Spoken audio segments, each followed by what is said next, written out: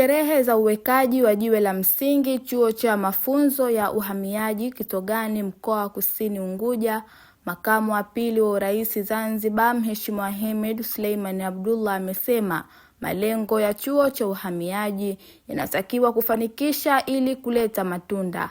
Akizungumza na vyombo mbalimbali vya habari na wananchi huko Paje mkoa wa Kusini Unguja, amesema chuo hicho kinatakiwa kutoa mafunzo ya uweledi wa hali ya juu ili kuongeza hadhi kwa ukanda na kimataifa. Watendaji wa idara ya uhamiaji Tanzania kwa ujumla tumekuwa tukishirikiana nao katika maeneo mengi, na kwa hakika idara yetu hii inaendelea kufanya kazi nzuri na kutufanya Tanzania tuweko katika ramani njema na mashirikiano mazuri ya uhamiaji kikanda na kimataifa.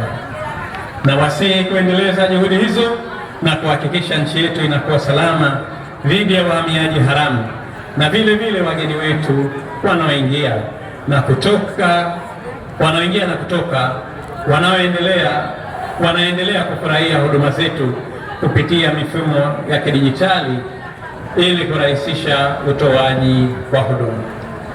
Serikali ya Mapinduzi ya Zanzibar itaendelea kushirikiana nanyi na kuhakikisha masuala ya uhamiaji na mipaka ya nchi yetu inaendelea kuwa salama wakati wote.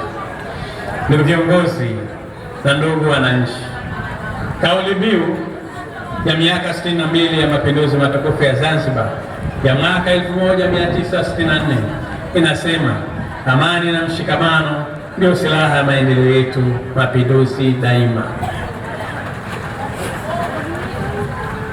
Kauli mbiu hii inatukumbusha kwamba suala la kudumisha amani katika nchi yetu ni wajibu wa kila mwananchi, kwani bila ya amani nchi yetu haiwezi kupiga hatua yoyote ile ya maendeleo. Sambamba na hayo, Kamishna General Tanzania Mheshimiwa Anna Peter Makalala amesema serikali imetenga pesa kwa ajili ya maendeleo kwa kujenga chuo cha mafunzo ya uhamiaji, kwani unaongeza kasi za mafunzo kwa idara zote pamoja na kuendeleza shughuli za uongozi. Uanzishwaji wa chuo hiki cha uhamiaji ambacho ni cha kwanza hapa Zanzibar umelenga kuongeza kasi ya utoaji wa mafunzo kwa maafisa na askari waliopo kazini katika nyanja zote. Idara kupitia chuo hiki itahakikisha watumishi wanapata fursa ya kujiendeleza kitaaluma, ikiwemo sheria, tehama, utawala na uendeshaji wa shughuli za uongozi.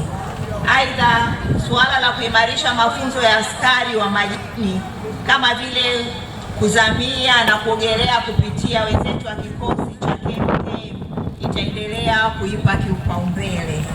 Jengo la ukumbi, jengo la wafanyakazi, nyumba ya mkuu wa chuo na eneo la kukusanyikia parade area.